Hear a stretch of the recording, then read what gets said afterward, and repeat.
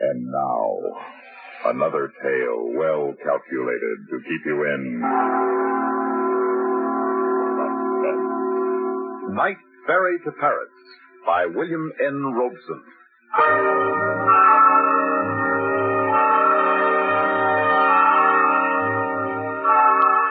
In the great smoky cavern of Waterloo Station in London, there shines a bright and tiny beacon. A neon sign in gayest red which reads, Night Ferry to Paris. Beneath the sign is a door. You enter, you go through customs. You board your train, you go to sleep. And next morning, when you wake up, you're in the Gare du Nord in Paris. It's that simple. Or it's supposed to be. That is Ferry. Right this way, Governor. Oh, thank you. I beg your pardon? Yes? You're taking the night ferry to Paris. Yes.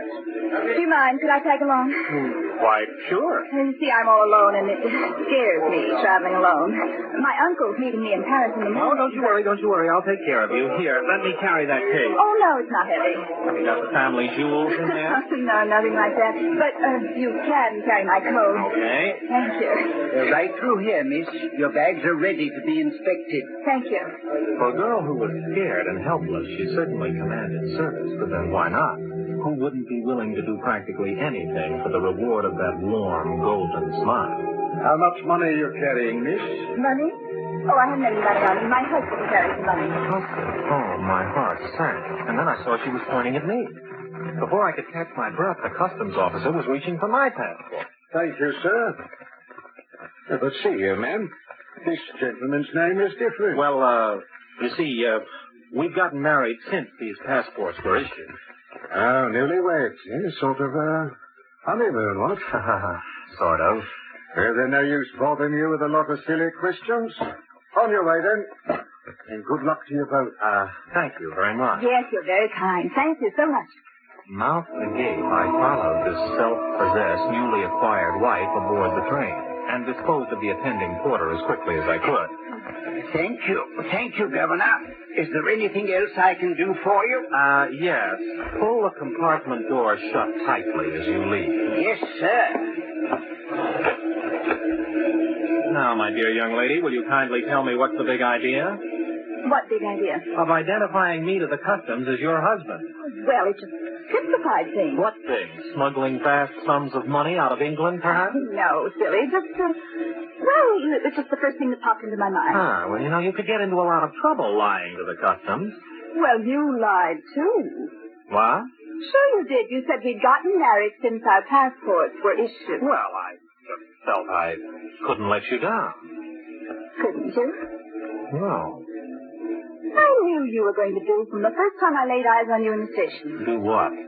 Anything you say? Oh, of course not, but you were sweet to carry my coat for me and to help when that silly man started asking tiresome questions. You know, if you weren't so pretty and so nuts, I'd think you were trying to get away with something.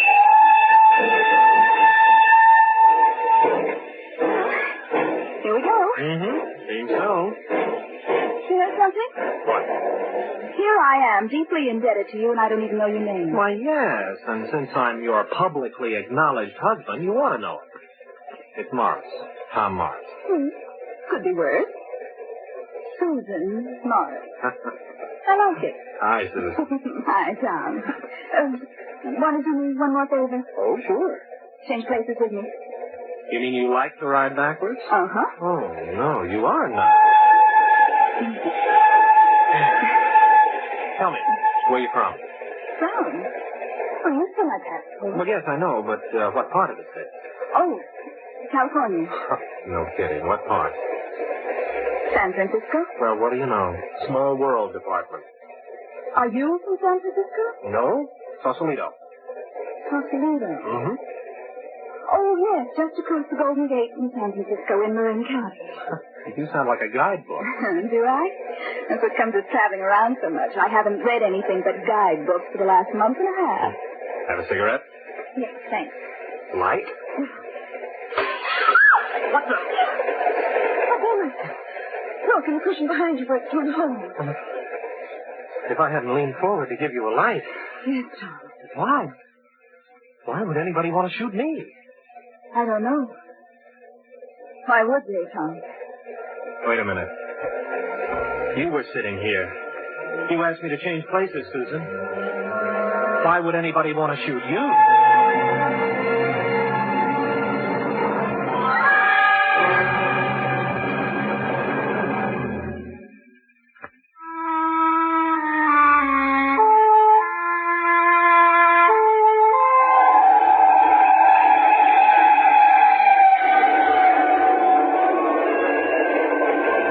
Something about this girl that didn't add up. Whatever it wasn't helpful. And anybody in his right mind would have gotten out of there fast. But there was really nowhere to go on board the night train to Paris. And furthermore, he was one of the most enchanting and desirable femme fatales I ever hoped to meet. Well, anyway, after the assassin's bullet broke the window in her compartment, we moved to mine, agreeing to keep the matter to ourselves. After all, the train man might ask questions. Yeah, we aren't exactly in a position to answer them, are we? I have nothing to hide. But quite a bit to explain. Tom, you are becoming tiresome. Oh, I'm sorry, but you've got to admit... I don't have to admit anything. If you're going to be this way, you can go back to your compartment and sleep. You seem to forget that was your compartment where I nearly met an untimely end. We are now in my compartment. You wouldn't throw me out. Well, I might. I'd like to get a little sleep. Oh, you're horrid. Yeah, I know. I'm also sleepy. Oh, I wish they'd stop bumping these cars all over the place. I think you're a very dreary traveling companion. Oh, yeah? Well, just remember, you picked me up. I picked you up. Well, it certainly wasn't my idea. Sorry. Not really. Hey, did you feel that? What? This car rolled just then like a boat. Railway cars aren't supposed to do that. Oh, this one is. They must have switched us onto the ferry. Oh. Come on, let's go out on deck.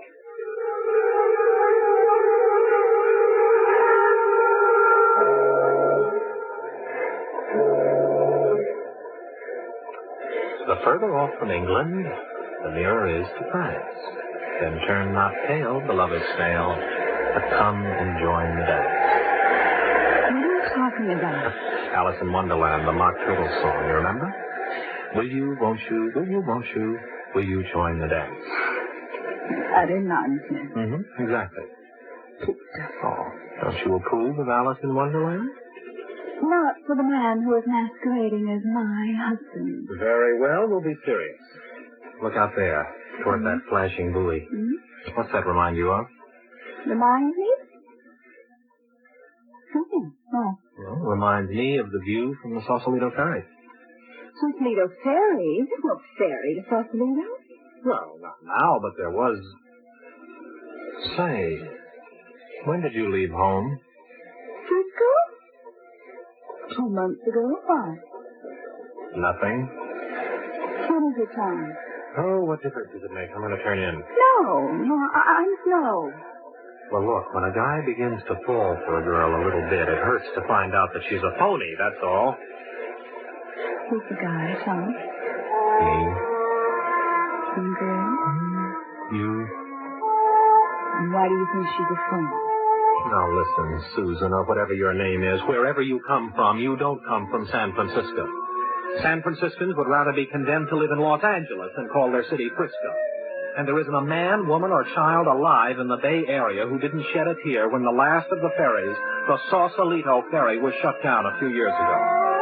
Oh, no, Susan. I'm sure you don't come from San Francisco. As a matter of fact, you might not even be an American.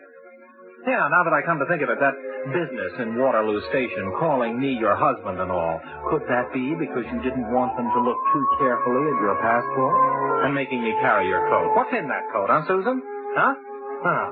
You won't talk, huh? You know what I think you are, Susan? I think you're a spy, monsieur? What? No, Mademoiselle Suzanne is not so adept. No, she's not a spy, merely a courier, a cutout, an apprentice spy. And now, quel dommage, she may not live long enough to become anything. All right, who are you? You notice Mademoiselle Suzanne does not ask. Tell your friend who we are, petite Suzanne. I never saw you before in my life. Either of you. But you do know who we are. I know nothing. Bravo, bravo. Then, monsieur, permit me. I am Anton. And my rather large companion holding the gun is Raoul. The identity of our employer is of no consequence to you, but I think you may wish to know that our assignment is to relieve Mademoiselle Suzanne of a certain small package she carries. You are mistaken. I carry nothing on me. On you or in you, we will find it. No, I swear Oh, to now, you. look, this is nuts. Now, just put down that gun and stop playing cloak and dagger. We are not playing, monsieur. Raoul. Let go of my throat. I'll report this to the captain. Go on, shout your head off. In this wind, he'll never hear you. Provoke Raoul, and he'll shoot you, monsieur, and dump you over the side. No one will know. The gun has a silencer. C'est assez, Raoul. I don't believe it. I don't believe I'm hearing all this. Susan, it's not true, is it? I don't know what they're talking about. Monsieur, you have given us a great deal of trouble, and we want no more of it. Of course, we realize that you are innocently involved in this matter. Mademoiselle Suzanne attached herself to you in Waterloo Station the moment she realized we were on her tail. That's not so. You know it is. Why deny it? And you are right, monsieur, in surmising that she identified you as her husband as a diversionary tactic to take attention away from her counterfeit passport. And the shot that was fired through the train window? Oh, yes. That was intended for mademoiselle. Had it dispatched her as planned, we would already have obtained what we are after and have left the train before her body would have been discovered. We must get what we came after, and we will if we have to drop mademoiselle over the side. Now, wait a minute. I was afraid you would not be sympathetic with our ends or our means. And you were right. So we will have to place you hors de combat. Eh bien, Raoul, it's yours. Now, look, you... Go! Please! Oh, please, he's done nothing! Gently, Raoul, don't you... Ne le tuez pas, hein? Just put him to sleep.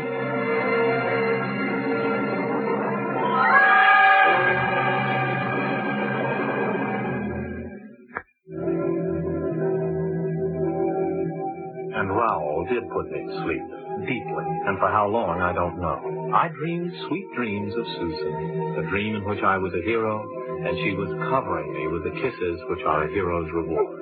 Excepting her voice sounded different, and her kisses were extraordinarily moist. And slowly I realized that my admirer was a French poodle, and I was slumped in the corner of the baggage car. And the car was no longer rolling and pitching, but rattling along on its rails, as a well-ordered train should, and I came awake with a start. If the train was on rail, then we were ashore and in France. And maybe Susan was somewhere back there beneath the dark waters of the English Channel. I had to find out. I had to know. I gave my poodle pal a farewell pat and started back through the train. The going was rough, but unimpeded, until I got to my car. And here my progress was stopped by a half-awake plane attendant. Monsieur searches for something? Yeah, my compartment. Which one is that, monsieur? 302.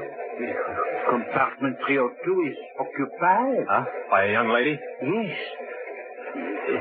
And two gentlemen. Do they have tickets? Did not ask. The hour it was late. Well, I do have a ticket, so let me buy, please. Monsieur, may I ask, if you have a ticket, where have you been sleeping? You won't believe this, pal, but I'll tell you anyway, in the baggage car. But this is highly irregular. Yes, it is indeed, and uncomfortable. Now let me pass. I've got to get to my compartment. But, monsieur, it is occupied. I have several others which are free. Look, I want to get into 302. But you will disturb the occupant. I doubt it. Come along with me. I may need you in case we run into any more irregularities. The puzzled train attendant followed me down the dark and silent corridor. Outside 302, we paused. For a moment, there was no sound from within. And then I heard the window being opened and Anton's voice. All right, mademoiselle, I give you one more chance. You tell me where that packet is, or I will throw you out the window. No, I've told you over and over, I don't have it. You've searched my things, you haven't found it. I tell you again, I don't have it. And you will tell us where it is. Well, mademoiselle. Shut up! Go ahead, Raoul. Go out! I slid the door open before Raoul could reach Susan. The big gunman whirled toward me and fired. But I was already diving for his ankles in a low tackle. I connected it, heaved upward, and Raoul toppled backwards out of the window. I snatched up the gun he dropped and covered Anton. Oh, Tom. Oh, Tom. Monsieur. Now, you said you had some vacant compartments. How about locking up this gentleman in one of them? But why? This man is a dangerous spy who has just attempted to commit murder on your train. I insist that you lock him up and turn him over to the authorities when we arrive in Paris. I regret I cannot comply with your request, monsieur. By what authority? How do I know? Oh, listen to me. Look, have you had any windows broken on your train tonight? Why, yes, in the next car, in compartment A. Exactly, and this is the man who was responsible for it being broken. Monsieur, what about this? I deny it. Well, I will prove it when we get to Paris. I need not remind you, my friend, that willful destruction or breakage of state property is a crime, and the railway cars of the chemin de fer d'État are state property. Therefore, this man is guilty of a crime against the state. You have reason, monsieur, but he denies it. Ah, yes, and I accuse him of it. You'd better not take a chance, my friend. You'd better let the Sûreté decide this. Yes, I suppose you are right. Come along, monsieur. What? It is my regrettable duty to lock you up. Here, take this gun and use it if he tries anything funny. Merci, monsieur. Come along, you. Thank you, Tom. You saved my life. Not at all. Any time. Don't you need that gun to protect yourself from me? No, I don't think so. You're dangerous, all right, but a gun is no protection. The only defense in a situation like this is attack. Come here. What are you going to do, Tom? Oh, just checking up on a dream. Just as I thought. The real thing's better than the dream. Tom, what are you talking about? Later, honey. For now, just relax. The rest of the trip was uneventful, if that's the proper description for a lovely tousled head on one shoulder. The Paris night ferry finally ground to a stop in the Gare du Nord. The man who met Susan and whom she addressed as her uncle took over the details of turning over her assailant to the police. And finally, Susan and Uncle and I were seated in the quiet corner of a sidewalk cafe, catching up over some breakfast croissant and cafe au lait. Tom is very difficult, Uncle. He won't believe a word I tell him. That's right, monsieur. She claims she lives in San Francisco. I don't believe her. She says she's an American. I don't believe it. She says you are her uncle, and I beg your pardon, but I don't believe that either. Well, my dear Suzanne, what a pity. Your very first assignment and your cover story is shot full of holes. You nearly get yourself killed, and you fail to deliver the package with which you were entrusted. I'm afraid you will never make a successful agent for our country. Uncle, security. Security? No, our friend Tom has guessed too much already, thanks to your blundering. I did not blunder.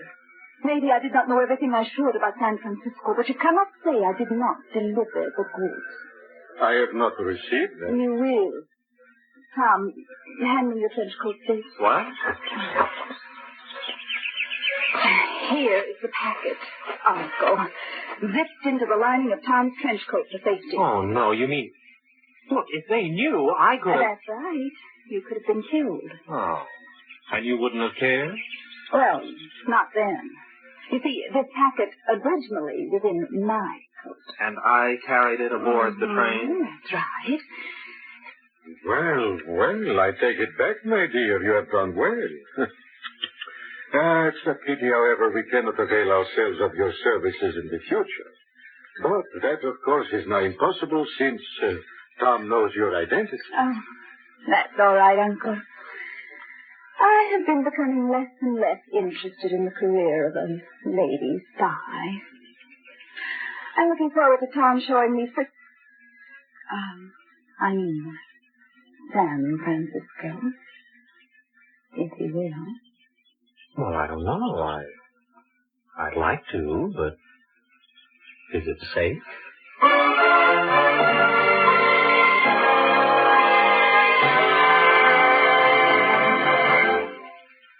Suspense. You've been listening to Night Ferry to Paris, written for Suspense by William N. Robson. Heard in tonight's story were William Redfield as Tom, Elaine Rost as Susan, Robert Dryden as Anton, Guy Rex as the train attendant, Brett Morrison as Uncle, and Frank Milano as Raoul. Listen again next week when we return with Truck Stop by Peter Fernandez, another tale well calculated to keep you in Suspense.